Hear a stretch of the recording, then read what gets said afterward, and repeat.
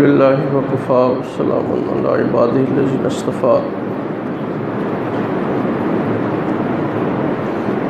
اما بعد فاعوذ باللہ من الشیطان الرجیم بسم اللہ الرحمن الرحیم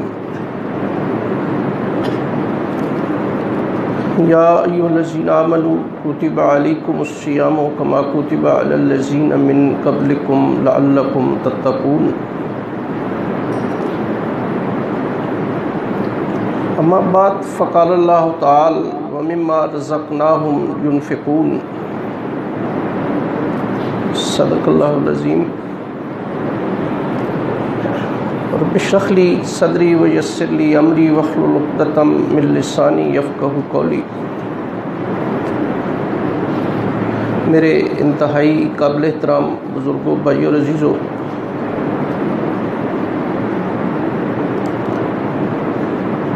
بڑی عزتوں والا، عظمتوں والا، بڑی شان والا اور بڑی رفتوں والا مہینہ بڑی تیزی سے یہ گزر رہا ہے۔ ایک ایک لمحہ بڑا قیمتی ہے، اور اصل تو وہ کامیاب ہے کہ جس سے رمضان کا مہینہ خوش ہو کے جائے، اور انتہائی ناکام ہے وہ بندہ جس سے رمضان کا مہینہ ناراض ہو کے جائے۔ یہ اتنی رحمتوں والا اور اتنی عزتوں والا یہ مہینہ ہے کہ نبی کریم صلی اللہ علیہ وسلم کے ایک ارشاد گرامی میں کل پڑھ رہا تھا کہ آپ نے فرمایا کہ اگر میرا امتی اس رمضان کے مہینے میں جا رہا ہو، یعنی فوت ہو رہا ہو، تو آپ اس سے کہیں کہ پریشان نہ ہو، محمد رسول اللہ حوض کوثر پہ تیرا انتظار کر رہے ہیں۔ اور ایک اور روایت میں نبی صلی اللہ علیہ وسلم کو یہ فرماتے ہوئے سنا گیا کہ کاش مجھے بھی رمضان میں اگر موت آئے تو میں روزہ اللہ کے دربار میں افطار کروں۔ آپ اندازہ لگا لیں، نبی کریم صلی اللہ علیہ وسلم کے ایک اور ارشاد گرامی ہے کہ یہ مہینہ جو ہے یہ پورے سال کا دل ہے۔ دل جس طرح انسان کے جسم میں کلیدی حیثیت دل کی ہے، ایک موقع پہ نبی کریم صلی اللہ علیہ وسلم نے ارشاد فرمایا، صحابہ بیٹھے تھے، آپ نے فرمایا کہ ان فی الجسد مضغۃ اذا صلحت صلح الجسد کلہ واذا فسدت فسد الجسد کلہ الا وہی القلب۔ اے میرے صحابہ، انسان کے جسم میں گوشت کا ایک لوتھڑا ہے، اگر وہ تندرست اور توانا ہوگا تو انسان کا پورا جسم تندرست اور توانا ہوگا، اور اگر اس میں کوئی خرابی یا بیماری پیدا ہو جائے تو انسان کا پورا جسم خراب ہو جائے گا۔ اور اے میرے صحابہ، یہ انسان کا دل ہے۔ دل آپ دیکھتے ہیں نا، اللہ آپ کو اپنی حفظ و امان میں رکھے، اور اللہ تعالیٰ ہر قسم کی راحتیں آپ کو نصیب فرمائے۔ اگر حادثاتی طور پہ خدا نخواستہ آنکھ ضائع ہو جائے، ہاتھ کٹ جائے، ٹانگ کٹ جائے، شدید زخمی ہو جائے، سروائیول ممکن ہے انسان کا، بربکت طبی امداد مل جائے، بندہ سروائیو کر جاتا ہے۔ اور اگر سیویئر ہارٹ اٹیک ہو جائے بندے کو، ڈاکٹرز کی ٹیم اوپر کھڑی ہے، پھر فَإِذَا جَاءَ لَا يَسْتَأْخِرُونَ سَاعَةً وَلَا يَسْتَقْدِمُونَ، پھر ایک لمحہ آگے پیچھے نہیں ہو سکتا۔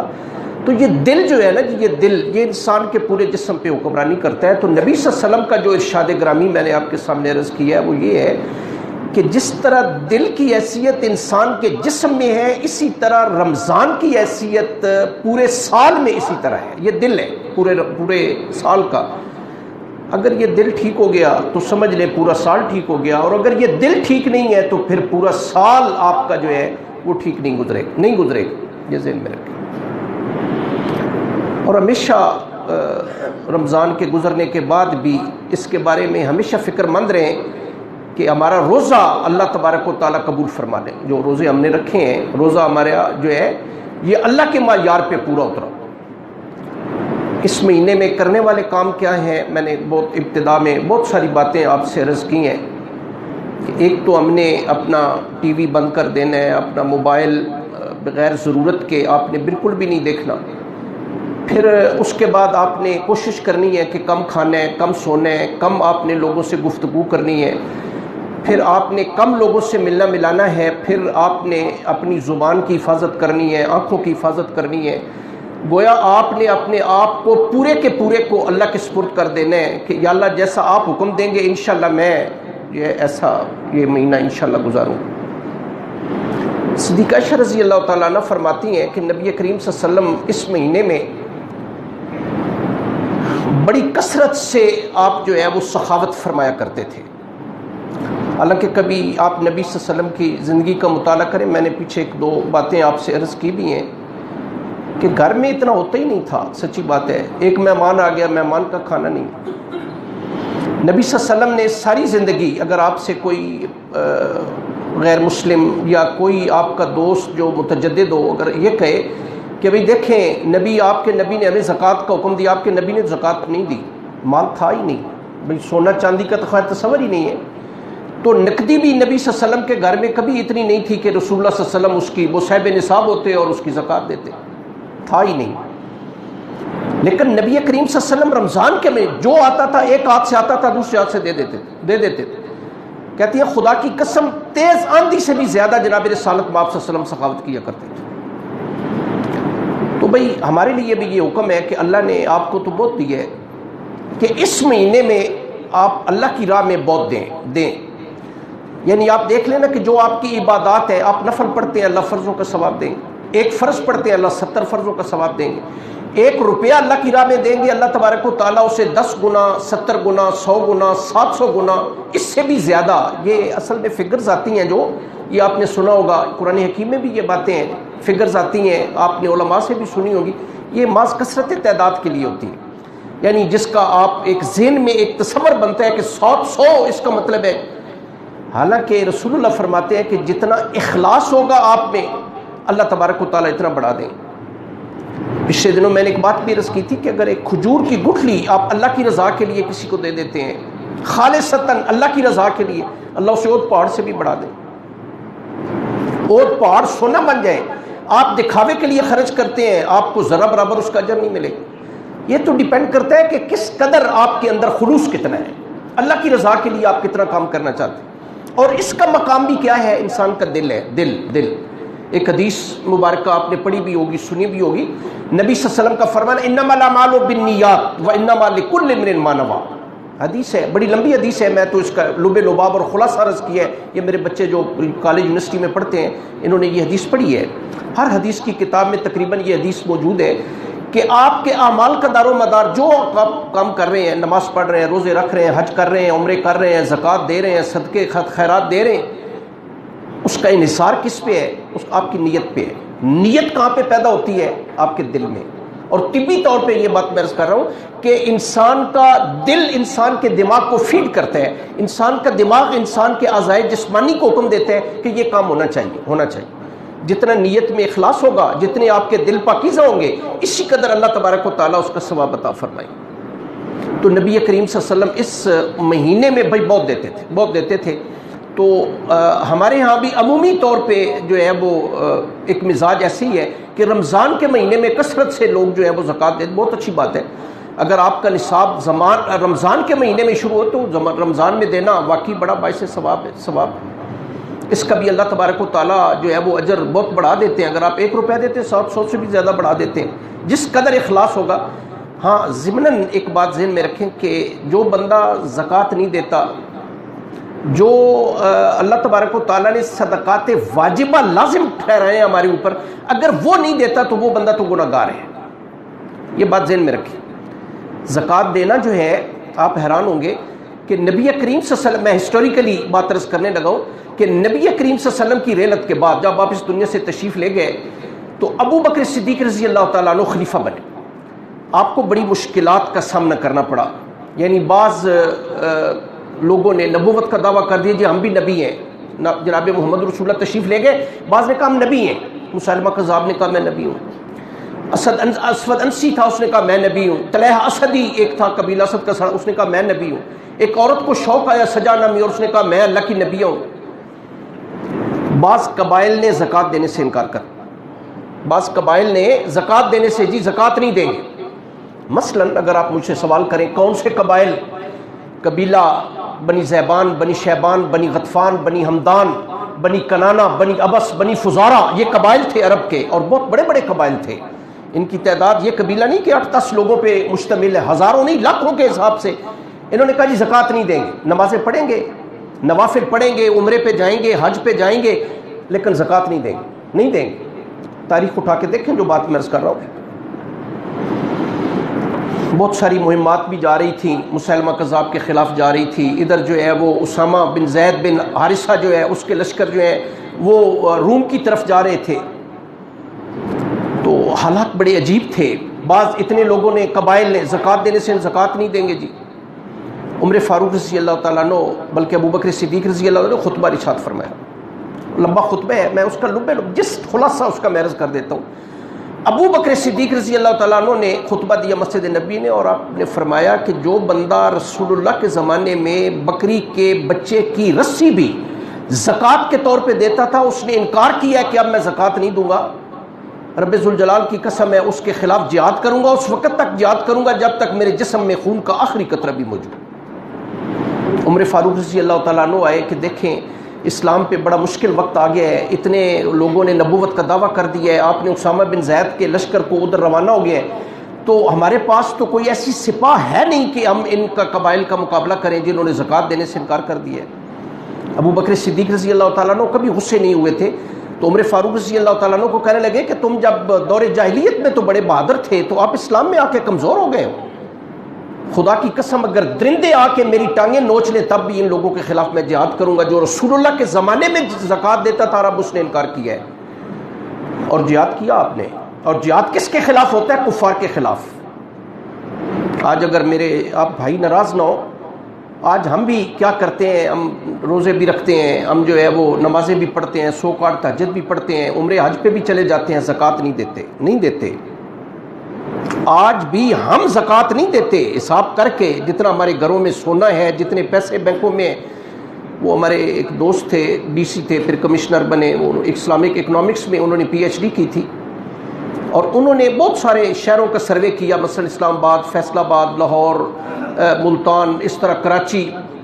وہ کہتے ہیں جو صرف سفید دھن ہے نا، جو لوگوں نے ڈکلیئر کیے ہوئے اپنا پیسہ، باقاعدہ ان کی یہ تمام اخبارات میں بڑے تسلسل سے یہ مضامین ان کے آتے رہے. انہوں نے کہا فلاں شہر کا سروے کیا، فلاں کا کیا، فلاں کا کیا، فلاں کا کیا. اگر لوگ واقعتاً اپنے سفید دھن سے بھی زکوٰۃ نکالیں تو آپ کو کوئی بھیک لینے والا پاکستان میں نہیں ملے. اتنا پیسہ ہے ہمارے پاس بھی الحمدللہ، پاکستان میں بھی ہے.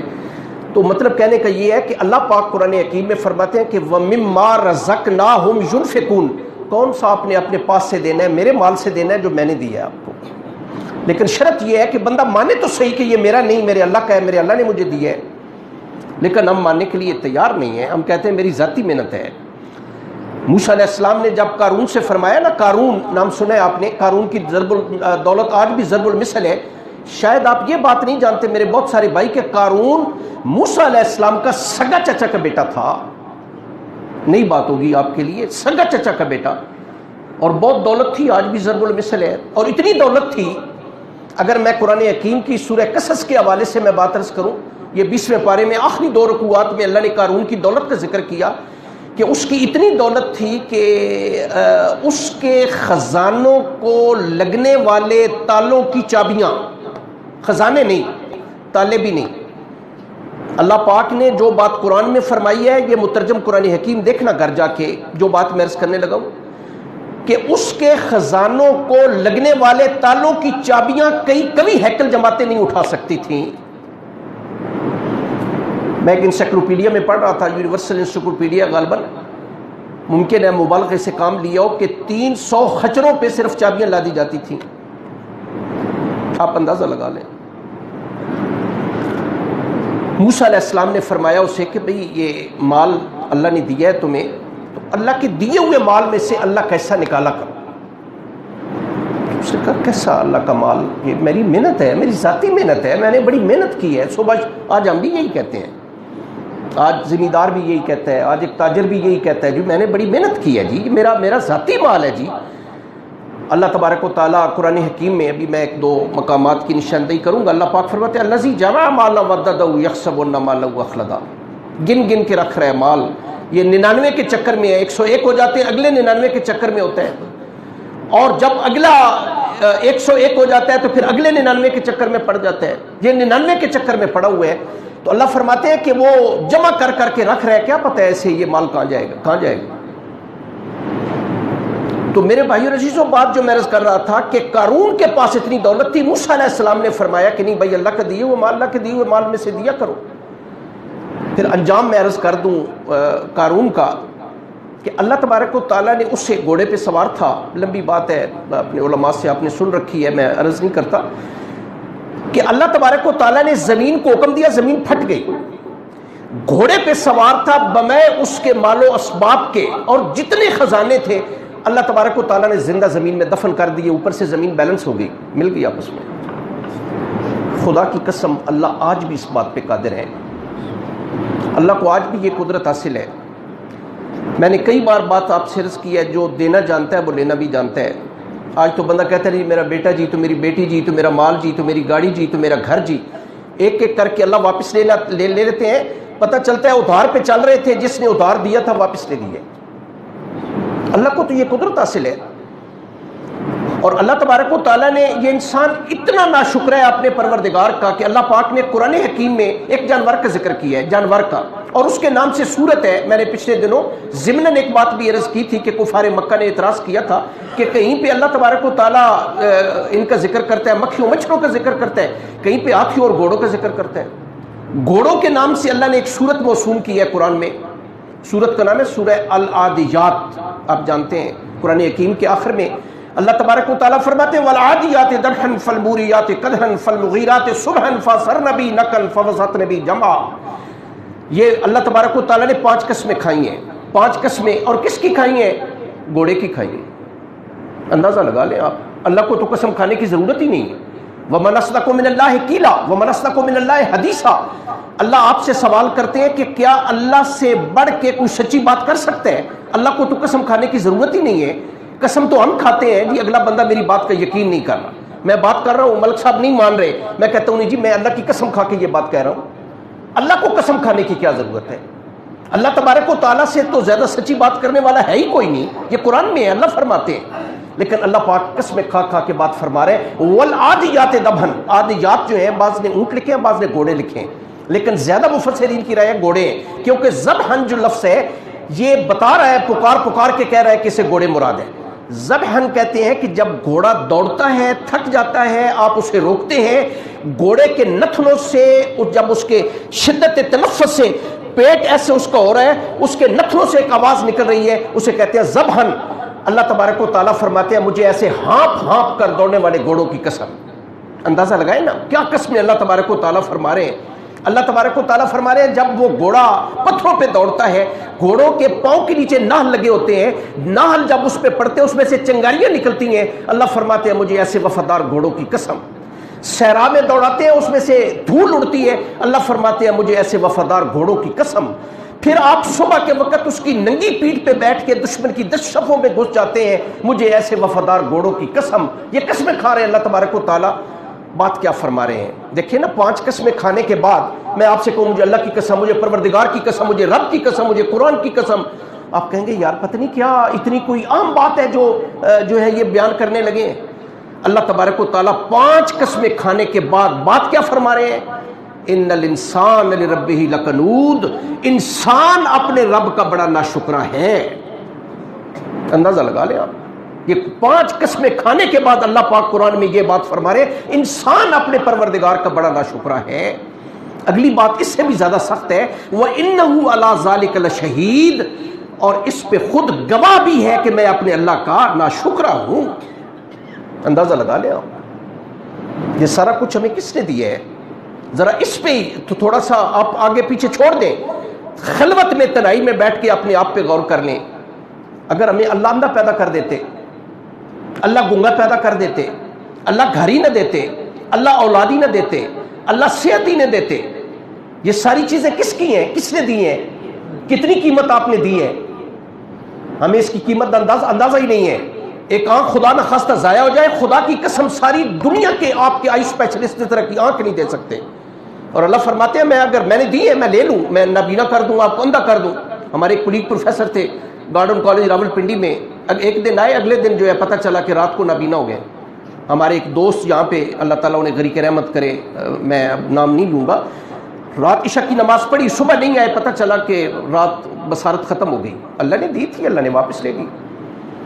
پتہ چلتا ہے جی فلاں بندہ جو پیرالائز ہو گیا ہے، بندے کو مفلوج ہو گیا ہے، اللہ نے پوری جان دی تھی، رات کو آدھی اللہ نے واپس لے لی۔ اللہ کو قدرت حاصل ہے، اللہ تو لے سکتے ہیں۔ اللہ فرماتے ہیں کہ انسان اپنے رب کا بڑا ناشکرا ہے، اور خود اس بات پہ گواہ ہے کہ میں اپنے اللہ کا بڑا ناشکرا ہوں۔ اگلی بات اللہ تبارک و تعالیٰ کیا فرماتے ہیں؟ اللہ فرماتے ہیں میرے بندے کوئی بات نہیں، افلا یعلم اذا بؤثر ما فی القبور، کیا تمہیں پتہ نہیں جب قبریں دوبارہ کھولی جائیں گی، وحصل ما فی الصدور، حصلہ ہوتا ہے، اصلہ یوصل تحصیل، سینہ چیر دینا، اندر کے راز نکال کے باہر لے آنا۔ اللہ فرماتے ہیں جب قبریں تمہاری کھولی جائیں گی، تمہارے اندر کے راز، سینے کے راز نکال کے ہم باہر لے آئیں گے، پھر اس دن تم سے نعمتوں کی حقیقت کے بارے میں سوال کیا جائے گا۔ یہ نعمتیں کس نے دی تھیں؟ یہ بیٹے کس نے دیے تھے؟ یہ عزت کس نے دی تھی؟ یہ سارا کچھ کس نے دیا تھا؟ اس دن پھر ہم آپ سے حساب کریں گے، اور ذرے ذرے کا حساب کریں گے۔ فَمَن يَعْمَلْ مِثْقَالَ ذَرَّةٍ خَيْرًا يَرَهُ وَمَن يَعْمَلْ مِثْقَالَ ذَرَّةٍ شَرًّا يَرَهُ، ذرہ بر نیکی کریں گے سامنے آ جائے گی، ذرہ بر برائی کریں گے سامنے آ جائے گی۔ کبھی خلوت میں، تنہائی میں بیٹھ کے سوچا کریں اس بارے میں۔ یہ ساری باتیں اللہ تبارک و تعالیٰ نے قرآن حکیم میں ارشاد فرما دی ہوئی ہیں، یہ سارا کچھ تو میرا ہے، یہ بادشاہت میری ہے، جسے چاہوں دے دوں، جسے چاہوں لے لوں، عزت میری ہے، جسے چاہوں میں دے دوں، جسے چاہوں میں لے لوں۔ آج عزت کس کی ہے؟ ہم سمجھتے ہیں کہ ماشاءاللہ پیسہ بڑا ہے، دولت بڑی ہے، عہدہ بڑا ہے، ہٹو بچوں کے شور ہے، سبز لائٹ لگی ہوئی ہے گاڑی پہ، چیف ایگزیکٹو ہے پاکستان کے، یہ چیف منسٹر یا پرائم منسٹر ہے پاکستان کے، بڑی عزت والے ہیں۔ اگر یہ عزت ہے جو ہمارے ہاں ایک معیار ہے، تو پھر نمرود تو وہ ہے جس نے ساری دنیا پہ بادشاہت کی ہے۔ نہیں سوچے نا ذرا، شاید آپ جانتے ہیں، میرے بچے جانتے ہیں یا نہیں جانتے، دنیا میں 2 کافر بادشاہ ایسے گزرے ہیں جنہوں نے پوری دنیا پہ بادشاہت کی ہے۔ ایک آپ نے سنا ہوگا نمرود، ابراہیم علیہ السلام کے زمانے کا بادشاہ ہے، اس نے پوری دنیا پہ بادشاہت کی۔ بخت نصر، یہ بھی بابل کا حکمران ہے، پوری دنیا پہ اس پہ بادشاہت کی ہے اس نے۔ یہ 2 کافر بادشاہ پوری دنیا کے بادشاہ رہے ہیں۔ فرعون آدھی دنیا کا بادشاہ رہا ہے۔ قارون کی دولت آج بھی ضرب المثل ہے، مثال میں نے آپ کو دے دی ہے۔ کیا آپ انہیں عزت والا سمجھتے ہیں؟ نمرود کے بارے میں آپ کی کیا رائے ہے؟ قارون کے بارے میں آپ کی کیا رائے ہے؟ فرعون، اللہ تبارک و تعالیٰ نے، شاید آپ جانتے ہیں 13 لاکھ بندے اس کے ساتھ دے، ایک ہی دن میں بحیرہ کلزم میں غرق کر دیا اللہ تبارک و تعالیٰ نے۔ کیا آپ انہیں عزت والے سمجھتے ہیں؟ ہمارے نبی کے گھر میں 3 مہینے چولہا کبھی نہیں جلا۔ حضرت عمر فاروق رضی اللہ تعالیٰ عنہ کے جو خلیفۃ المسلمین ہیں، امیر المومنین ہیں، خدا کی قسم 17 پیوند لگے ہوئے ہیں امیر المومنین عمر فاروق رضی اللہ تعالیٰ عنہ کے کرتے میں۔ کیا آپ انہیں عزت والا نہیں سمجھتے؟ ابو بکر صدیق رضی اللہ تعالیٰ عنہ اپنی بیٹی جناب صدیقہ عائشہ رضی اللہ تعالیٰ عنہ کو فرماتے ہیں کہ میرے فوت ہونے کے بعد میرا یہ کرتا اتار کے دھو کے جب خشک ہو مجھے کفن کی صورت میں یہ پہنانا ہے۔ اندازہ لگا لیں آپ۔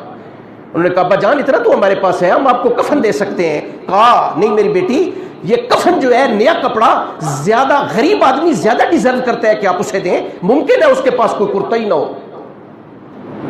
خلیفۃ الرسول ابو بکر صدیق رضی اللہ تعالیٰ عنہ کھانا کھایا، سنیں، کھانا کھایا، بیوی سے پوچھا کوئی میٹھی چیز، امیر المومنین ہے، یہ خلیفۃ الرسول ہے، امیر المومنین لقب عمر فاروق رضی اللہ تعالیٰ عنہ تھا، اصل ابو بکر صدیق کا لقب خلیفۃ الرسول، خلیفۃ الرسول ہے ابو بکر صدیق رضی اللہ تعالیٰ عنہ۔ بیوی سے پوچھ لیا کوئی میٹھی چیز۔ ہمارے ہاں عمومی طور پہ یہ ہوتا ہے کہ بندہ جو ہے بعد میں کوئی سویٹ ڈش وغیرہ کوئی استعمال کرتا ہے۔ بیوی نے کہا جی گھر میں تو نہیں ہے، گھر میں کوئی میٹھی چیز، کوئی گڑ وغیرہ کوئی چیز، چینی ممکن ہے اس زمانے میں نہ ہو۔ کہنے لگی کوئی نہیں۔ یہ بیوی کے ذہن میں ایک بات تھی، انہوں نے کیا کیا کہ آپ کا روزینہ یعنی روزانہ وظیفہ بیت المال سے آتا تھا، اور وہ انہوں نے کیا کیا کہ روزانہ ایک مٹھی جو ہے آٹے کی وہ کم کرنی شروع کر دی، اس میں سے جو وظیفہ روزانہ آتا تھا۔ ہفتہ عشرہ گزرا، 10 دن گزرے، انہوں نے وہ مدینہ طیبہ میں ایک دکان پہ آٹا بیچ کے تو کھانے والی کوئی میٹھی چیز جو ہے، آپ سمجھ لو زمانے میں سوجی تھی یا موٹا آٹا تھا یا جو چیز بھی تھی، وہ پکانے کے لیے وہ لے آئیں، انہوں نے وہ میٹھی چیز تیار کی. ابو بکر صدیق رضی اللہ تعالیٰ نے کھانا کھایا، انہوں نے وہ حلوہ یا جو چیز بھی تھی ان کے سامنے پیش کر. انہوں نے کھانے کے بعد پوچھ لیا یہ کہاں سے آئی؟ انہوں نے بتایا کہ اصل میں 8-10 دن پہلے آپ نے ذرا مجھ سے پوچھا تو میرے ذہن میں یہ بات تھی، تو میں نے روزانہ ایک مٹھی آٹے کی الگ الگ رکھتی رہی، آج بیچ کے وہ چیز لائی ہوں اور آپ کے لیے میں نے یہ تیار کی ہے. آپ کے لیے ناقابل یقین بات اگر میں عرض کروں، خلیفۃ الرسول ابو بکر صدیق جو بیت المال کے امین تھے اس کے پاس گئے اور کہنے لگے کہ جو روزانہ وظیفہ آٹے کی صورت میں میرے گھر جاتا ہے، ایک مٹھی اس میں سے کم کر دیں، اگر کم بھی کر دیں گے تو ہمارا گزارا چلتا رہے گا. ذرا آج کے حکمران ہیں، کمپیریزن کریں نا آپ. امیر المومنین عمر فاروق رضی اللہ تعالیٰ عنہ تو پروگرام بنایا جناب صدیقہ عائشہ نے اور حفصہ رضی اللہ تعالیٰ عنہما نے، یہ دونوں ام المومنین ہیں، امہات المومنین ہیں، نبی صلی اللہ علیہ وسلم کی بیویاں ہیں، اور ایک بیٹی ہے ابو بکر صدیق کی اور ایک بیٹی عمر فاروق رضی اللہ تعالیٰ عنہ کی. عمر فاروق رضی اللہ تعالیٰ لباس کا لحاظ نہیں رکھتے تھے، خیال ہی نہیں، باہر سے ڈیلیگیشن آ رہے ہیں، پیوند لگے ہوئے ہیں، جوتے پھٹے ہوئے ہیں، خیال نہیں رکھتے تھے. انہوں نے کہا کہ تھوڑا سا آپ امیر المومنین ہیں، 22.5 لاکھ مربع میل وسیع سلطنت کے آپ خلیفہ ہیں، تھوڑا سا اپنی معاشرت کا خیال کر لیا کریں. اس میں بڑا ایک انسلٹنگ پہلو ہے. رو پڑے امیر المومنین. فرمایا کہ تم دونوں تو نبی صلی اللہ علیہ وسلم کی ازواج ہو، تمہیں نبی صلی اللہ علیہ وسلم کے گھر کا پتہ نہیں ہے، تمہیں اندازہ نہیں کہ نبی کریم صلی اللہ علیہ وسلم نے، تمہیں یاد نہیں کہ تم نے ایکا کر لیا، نبی صلی اللہ علیہ وسلم سے خرچ کا مطالبہ کر دیا، نبی کریم صلی اللہ علیہ وسلم نے انکار فرما دیا، اللہ نے آیت تخییر نازل فرما دی، یاد نہیں تمہیں. بیت المقدس فتح ہوا، ہسٹوریکلی فیکٹرز کروں، بیت المقدس فتح ہوا اور دونوں فاتح، ایک ابو عبیدہ بن الجراح رضی اللہ تعالیٰ عنہ اور ایک خالد بن ولید رضی اللہ عنہ، ایک تو نام سنا ہوگا آپ نے. ابو عبیدہ بن الجراح رضی اللہ تعالیٰ عنہ جو ہیں یہ عشرہ مبشرہ میں سے ہیں جن کی زندگی میں نبی صلی اللہ علیہ وسلم نے جنت کی بشارت دے دی. اور یہ اتنے بڑے لوگ تھے، مثلا میں اس بات کے سنانے سے پہلے میں ان کی بات عرض کرتا ہوں. ابو عبیدہ بن الجراح رضی اللہ تعالیٰ عنہ یہ وہ 10 لوگوں میں سے ہیں جن کی زندگی میں نبی صلی اللہ علیہ وسلم نے جنت کی بشارت دی. غزوہ بدر کی بات ہے، ان کے والد عبداللہ بن جراح وہ مسلمان نہیں تھے. بدر میں وہ اپنے بیٹے کو تلاش کرتے پھر رہے ہیں کہ میرا بیٹا کدھر ہے. باپ تلاش کر رہا ہے بیٹے کو، بیٹا بچ رہا ہے کہ میرا باپ میرے سامنے نہ آ جائے. باپ کے پاس بھی تلوار ہے، بیٹے کے پاس بھی تلوار ہے. یہ ابو عبیدہ بن الجراح کی بات عرض کر رہا ہوں جنہوں نے پھر بعد میں یہ فتح کیا، شام فتح کیا، بیت المقدس فتح. اب خود ابو عبیدہ بن الجراح رضی اللہ تعالیٰ عنہ روایت کرتے ہیں کہ باپ بار بار میرے سامنے آ جائے، بار میرے سامنے آ جائے، میری خواہش کہ میرے باپ جو ہے، میری تلوار میرے باپ کے خون سے رنگین نہ ہو. کہتے ہیں پھر میرے اندر ایک جنگ شروع ہو گئی. جب میرا باپ جو 4-5ویں مرتبہ میرے سامنے آیا، پھر میں نے کہا کہ یہ ابو جال کے ساتھ ہے، میں محمد رسول اللہ کے ساتھ. ہمارے درمیان جو چیز عائل ہے وہ ہے لا الہ الا اللہ محمد رسول اللہ. آج میرا باپ کا رشتہ تو میرے ساتھ نہیں ہے، خدا کی قسم پھر میری تلوار میرے باپ کے خون سے رنگین ہو گئی. میں نے اپنے باپ کی گردن اتار دی. یہ وہ ہے ابو عبیدہ بن الجراح رضی اللہ تعالیٰ عنہ. یہ بیت المقدس کے فاتح تھے، شام کے فاتح تھے. شام کے جو عیسائی پادری اور راہب تھے انہوں نے شرط لگائی کہ تمہارے امیر المومنین اگر آ جائیں، عمر فاروق اگر آ جائیں، ہماری کوئی شرط نہیں، چابی بیت المقدس کی ان کے حوالے کر دیں. انہوں نے تیز رفتار قاصد بھیجا مدینہ کہ ان کی یہ شرط ہے، اگر آپ آ جائیں تو ہم چابیاں آپ کے حوالے کر دیں گے. امیر المومنین عمر فاروق رضی اللہ عنہ مشورہ کیا صحابہ سے، بالخصوص حضرت علی رضی اللہ تعالیٰ. انہوں نے کہا ضرور جانا چاہیے. آپ ذرا دیکھیں کہ بیت المال میں سواریاں موجود ہیں، لیکن ایک سواری لی، ایک غلام لیا، کوئی اٹو بچوں کے شور نہیں، کوئی باڈی گارڈ نہیں، کوئی کچھ نہیں. ایک بندہ غلام، اپنا اسلم نام ہے اس کا، وہ ساتھ ہے. اور طے یہ پایا کہ 3 میل میرا غلام سوار ہوگا، 3 میل میں سوار ہوں گا. اندازہ لگا لیں. پتہ چلا بھی اتنے دنوں بعد امیر المومنین پہنچیں گے، بیت المقدس پہنچیں گے. لہٰذا انہوں نے ایک پروگرام بنایا کہ امیر المومنین عمومی طور پہ اپنے لباس کا خیال نہیں رکھتے. کیوں نہ ایک بڑا اچھا سا لباس تیار کر کے ہم اس سے بیت المقدس سے 3 میل آگے بڑھ کے استقبال بھی کریں, ہم لباس بھی دیں اور کہیں کہ جناب مہربانی کر کے یہ لباس آپ بدل. خیر اس پلاننگ کے مطابق انہوں نے, امیر المومنین پہنچنے والے تھے استقبال کے لیے, 3 میل آگے آئے. بڑے ڈرتے ڈرتے ابو عبیدہ بن الجراح اور خالد بن ولید نے کہا کہ جناب ہماری گزارش ہے کہ آپ اللہ کے لیے یہ لباس بدل لیں, کیونکہ آپ کا لباس جو ہے یہ وہ سیدھا ہو چکا. آنکھوں میں آنسو آ گئے اور فرمایا کہ اے ابو عبیدہ اور اے خالد, یہ عزت ہمیں لباس کی وجہ سے نہیں, یہ لا الہ الا اللہ محمد رسول اللہ کی وجہ سے نہیں. یہ لباس جس سے تن تو اجلا ہو جاتا ہے, من کی میل نہیں اترتی, یہ لباس تو کل اتر جائے گا. ہم بغیر لباس کے اللہ کے حضور جائیں گے, اللہ کی عدالت میں. یہ لباس تو اتر جائے گا, اس لباس کی کیا حیثیت ہے؟ آج ہم لباس سے عزت چاہتے ہیں. رسول اللہ فرماتے ہیں جو بندہ لباس سے عزت چاہتا ہے, خدا کی قسم کل اللہ تبارک و تعالیٰ اسے ذلت کا لباس پہنائیں گے کل قیامت کے دن. لباس کی وجہ سے عزت چاہتے ہیں. یہ ابو عبیدہ بن الجراح, بات میں ایک اور عرض کر دوں آپ کو, ضمناً ان کا نام آ گیا. ابو عبیدہ بن الجراح پھر گورنر بنے, شام کے گورنر بنے. شام کا صوبہ اس وقت اس قدر آپ سمجھ لیں, وہاں پہ زراعت, ہر قسم کے پھل اور وہاں پہ محصولات اور اس قدر دولت کی ریل پیل تصور نہیں کیا جا سکتا. اور اس وقت کے صوبہ شام میں آج 4 ملک ہیں, جس میں لبنان بھی ہے, اردن بھی ہے, یہ خود شام بھی ہے, بیت الم, یہ سارے 4 ممالک اس وقت جو ہیں یہ اس وقت کے صوبہ شام میں شامل تھے. عمر فاروق رضی اللہ تعالیٰ عنہ وہاں پہ پہنچے تو کہنے لگے کہ بھائی میں نے تو آپ کا گھر دیکھنا ہے. صاحب ظاہر ہے بڑا امیر صوبہ ہے, دولت جو ہے وہ بڑی اس کی ریل پیل ہے, بڑا اچھا گھر ہوگا. ابو عبیدہ بن الجراح رضی اللہ تعالیٰ عنہ انہوں نے 2-3 بار بات سنی انسنی کر دی. بالآخر امیر المومنین نے کہا نہیں, میں اس بار آپ کا آپ کا محل اور آپ کا گھر تو میں نے دیکھنا ہے. کہتے ہیں کہ آنکھیں نچوڑنے کے سوا تو آپ کو کوئی چیز نہیں ملے گی, اگر آپ کا اصرار ہے تو میں لے جاتا ہوں. شہر سے گزر گئے. اب امیر المومنین انتظار کر رہے ہیں بھئی یمین و یسار دائیں بائیں کہیں آپ کا محل یا بڑا اچھا گھر ہوگا. شہر سے باہر نکل گئے, کیا دیکھا کہ ایک ویرانہ سا ہے, اس میں ایک جھونپڑا ہے. جھونپڑے کے اندر داخل ہو گئے. امیر المومنین نے پوچھا کدھر لے آئے ہیں؟ کہنے لگے آپ نے خود ہی تو کہا تھا کہ آپ کا مال دیکھنا ہے, یہ میرا مال ہے, یہ جھونپڑا ہے اور ویرانے میں ہے, تصور ہی نہیں ہے کسی باڈی گارڈ کا, اور گورنر ہے. کہا تو چارپائی وغیرہ کہ چارپائی تو نہیں ہے, یہ ایک جائے نماز ہی ہے میرے پاس ایک جو ہے وہ. کہنے لگے تو کھانا, اوپر ہاتھ کیا چھپر میں سے ایک پیالہ پانی کا اور اس کے اندر جو ہے وہ روٹی کے ٹکڑے چھوٹے کر کے تو وہ اس کے اندر ڈالے ہوئے. کہنے لگے کہ ایک عورت یہاں پہ 2-3 دنوں کی روٹی پکا دیتی ہے, روٹی خشک ہونے لگتی ہے تو میں اسے پانی کے پیالے میں بھگو دیتا ہوں, خدا کی قسم یہ کھانا ہے, یہ میری رہائش ہے.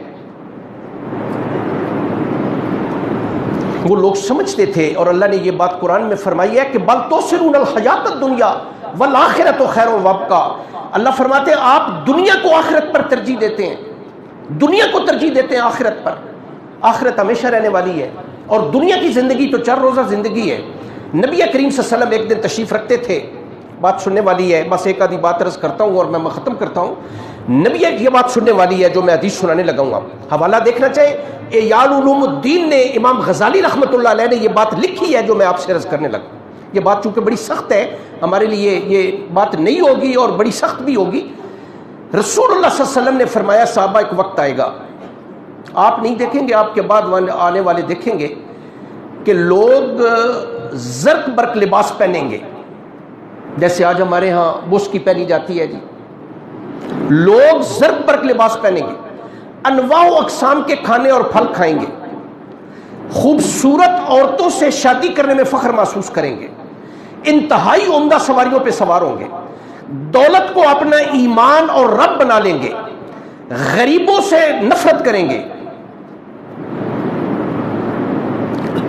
اے صحابہ, اگر ایسے لوگ آپ کی زندگی میں آئیں, پھر سن لیں, احیاء علوم الدین میں امام غزالی نے جناب رسالت مآب صلی اللہ علیہ وسلم کا یہ ارشاد نقل کیا ہے کہ آپ نے صحابہ سے فرمایا کہ ایک وقت آئے گا, بڑا سخت وقت ہوگا کہ لوگ زرق برق لباس پہنیں گے, انواع و اقسام کے پھل اور کھانے کھائیں گے, خوبصورت عورتوں سے شادی کرنے میں فخر محسوس کریں گے, اور عمدہ سواریوں پہ سوار ہوں گے, دولت کو اپنا ایمان بنا لیں گے, غریبوں سے نفرت کریں گے.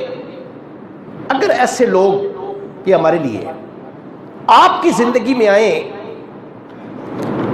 انہیں سلام کرنے میں پہل نہ کرنا، اگر وہ سلام دیں ان کے سلام کا جواب نہ دینا، اگر بیمار ہو جائیں ان کی بیمار پرسی نہ کرنا، اگر وہ مر جائیں تو ان کے جنازے میں نہ جانا. اگر تم نے ایسا کیا تو تم نے محمد بن عبداللہ کے دین کو گرانے کی کوشش کی. آج کون سا کلچر ہے ذرا دیکھیں نا، یہ پجیرو اور پریڈو اور مرسیڈیز جو انسان کو انسان ہی نہیں سمجھتے. یہ ساری نشانیاں دیکھ لیں محمد رسول اللہ کی. کیا آج یہ پوری نہیں ہو رہی؟ کیا آج دولت ہمارا ایمان اور ہمارا رب نہیں ہے؟ کیا آج ہم غریبوں سے نفرت نہیں کرتے؟ کیا آج زرق برق لباس ہم نے نہیں پہنے ہوئے؟ ہمارے دسترخوانوں پہ 100 150 کھانے ہوتے ہیں. ایک بندہ وہ ہے جسے 24 گھنٹے میں خدا کی قسم ایک وقت کا کھانا نہیں مل رہا. ایک وہ ہے کہ جن کے کتے جو ہیں وہ بھی ایسا کھانا کھاتے ہیں جس کا ہم تصور نہیں کر سکتے. تو نبی صلی اللہ علیہ وسلم نے کس قدر تشدید فرمائی ان لوگوں کے بارے میں، سوچیں نا ذرا. صدیقہ عائشہ رضی اللہ تعالیٰ عنہ صبح کی نماز پڑھ کے بیٹھی ہیں اپنے مصلی پہ. مدینہ طیبہ کی گلیوں میں گھنٹیوں کی آوازیں آئیں. بڑی حیران ہوئی کہ صبح سویرے سویرے یہ گھنٹیاں کیسی آوازیں ہیں. اپنی خادمہ کو کہا کہ باہر نکلو دیکھو کون ہے. سننے والی ہے بات. اندر آئی، کہنے لگی کہ عبد الرحمن بن عوف، یہ بھی عشرہ مبشرہ میں سے، اور یہ بہت بڑے تاجر تھے اور بڑے مالدار آدمی تھے. مکہ سے جب مدینہ آئے تو کچھ بھی نہیں تھا. سعد بن ربیعہ کے مواخاتی بھائی بنائے گئے. سعد بن ربیعہ پھر گھر لے گئے. گھر کے سامان کے 2 حصے کیے، بھائی آدھا آپ کا آدھا میرا. 2 باغ ہیں، ایک باغ آپ کا ایک میرا. یہ اگر آپ ناراض نہ ہو، یہ میری 2 بیویاں ہیں، دیکھ لیں جو آپ کو پسند ہو اللہ کی رضا کے لیے میں اسے طلاق دیتا ہوں، عدت کے بعد آپ سے نکاح کر لیں. انہوں نے کہا بھائی بیویاں مبارک، ہر سامان مبارک آپ کو، آپ کے باغات مبارک، مجھے صرف بازار کا رستہ بتا دو میں کاروبار کروں. پھر فرماتے ہیں میں مٹی میں ہاتھ ڈالتا تھا اللہ سونا بنا دیتے تھے میرے ہاتھ میں. کہنے لگی عبد الرحمن بن عوف کا سامان، بعض نے لکھا ہے 500 اونٹوں پہ، بعض نے 1000 اونٹوں پہ. یہ ملک شام سے، صوبہ شام جو ہے وہاں سے تجارت کا مال آیا ہے 500 اونٹوں. صدیقہ عائشہ رضی اللہ تعالیٰ عنہ کہنے لگی کہ رات میں نے خواب دیکھا ہے. صدیقہ عائشہ فرماتی ہیں آج رات ہی میں نے خواب دیکھا ہے کہ عبد الرحمن بن عوف مرنے کے بعد جنت کے دروازے پہ جاتے ہیں. جنت کے 8 دروازے ہیں، سن لیں، جنت کے 8 دروازے ہیں. میں کیا دیکھتی ہوں کہ دروازے پہ جاتے ہیں، دربان یہ کہہ کے واپس کر دیتا ہے یہ دروازہ جنت کا آپ کے لیے نہیں ہے، آپ اگلے دروازے پہ، اگلے پہ جاتے ہیں، وہ یہ کہہ کر بھیج دیتا ہے کہ اگلے دروازے پہ جائیں، یہ دروازہ آپ کے لیے نہیں ہے. پھر اگلے دروازے پہ جاتے ہیں، 8 دروازوں پہ جاتے ہیں، یہ کہہ کے واپس کر دیے جاتے ہیں کہ یہ دروازہ آپ کے لیے نہیں ہے. بریرہ کو بھیجا عبد الرحمن بن عوف کو بلا لاؤ. پردے کے پیچھے ان سے بات کی اور کہا عبد الرحمن یہ خواب میں نے دیکھا ہے اور مجھے لگتا ہے یہ تمہاری کثرت دولت کی وجہ سے ہے کہ جنت کے جس دروازے پہ جاتے ہو یہ کہہ کے واپس کر دیے جاتے ہو کہ یہ جنت کا دروازہ تمہارے لیے نہیں ہے. خدا کی قسم کھڑے کھڑے 500 اونٹوں پہ لدا ہوا سامان سارا اللہ کی راہ میں دے دیا کہ جس دولت کی وجہ سے میں جنت کے دروازے میں داخل ہوں مجھے اس دولت کی کیا ضرورت ہے. ساری کی ساری دولت اللہ کی راہ میں دے دی.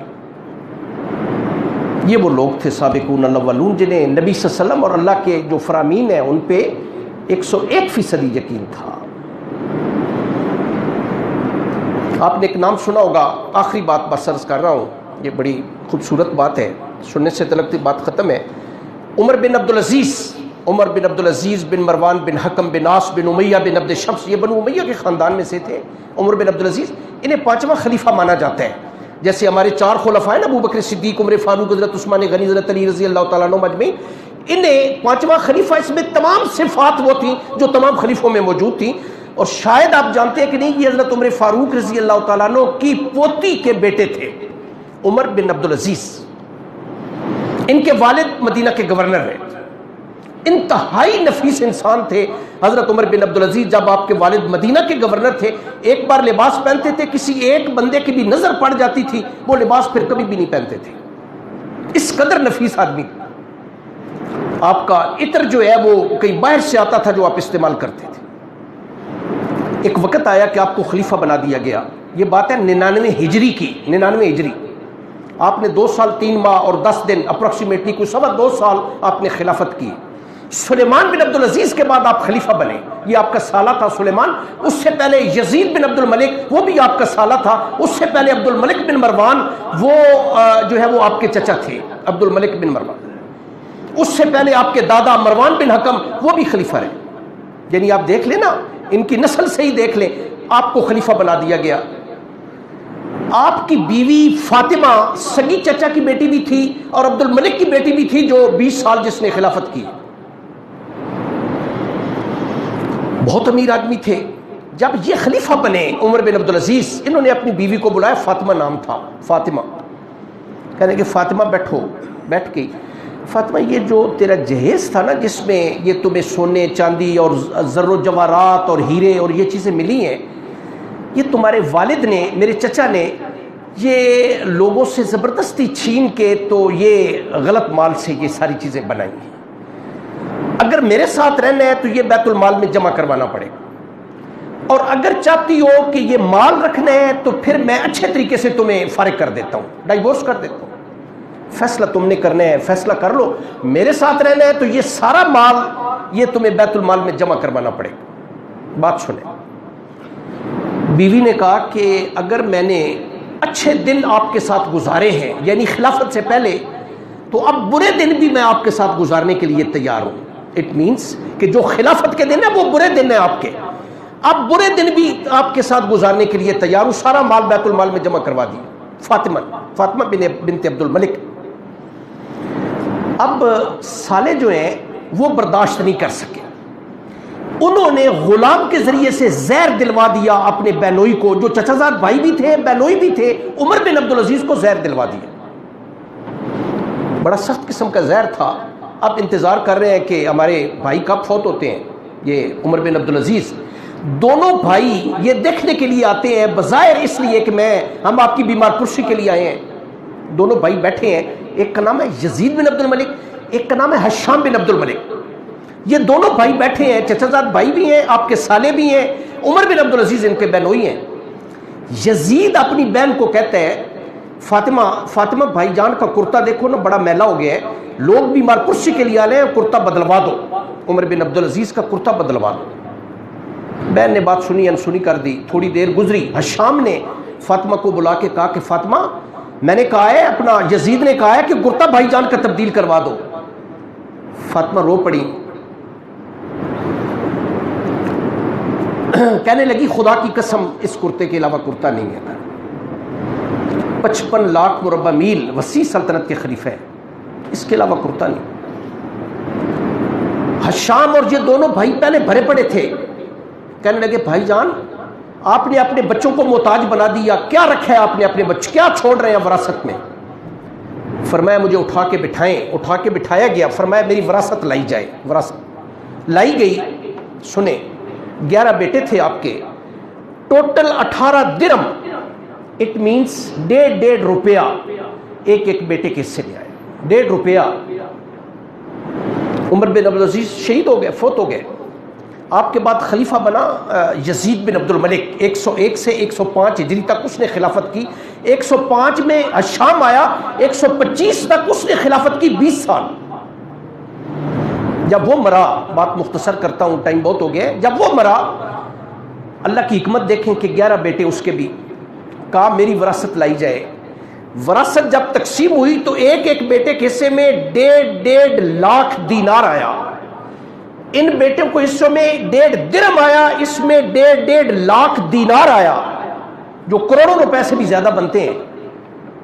مورخ لکھتا ہے کہ میں اس وقت بھی موجود تھا جب عمر بن عبدالعزیز کی وراثت تقسیم ہوئی، میں اس وقت بھی موجود تھا جب ہشام بن عبد الملک کی وراثت اس کے بیٹوں میں تقسیم ہوئی، اور میں اس وقت بھی موجود تھا جب عمر بن عبدالعزیز کا بیٹا 500 گھوڑے بمِ اسلحہ میدان میں بھیج رہا تھا، اور میں اس دن بھی موجود تھا جب ہشام بن عبد الملک کا بیٹا جامع دمشق کے سامنے بھیک مانگ رہا تھا۔ قل اللہم مالک الملک تؤتی الملک من تشاء وتنزع الملک ممن تشاء وتعز من تشاء وتذل من تشاء بیدک الخیر انک علی کل شیء قدیر۔ جو گزارشات کی گئی اللہ پاک آپ کو مجھے مدد کی توفیق نصیب فرمائے۔ اللہم صلی علی محمد وعلی آلہ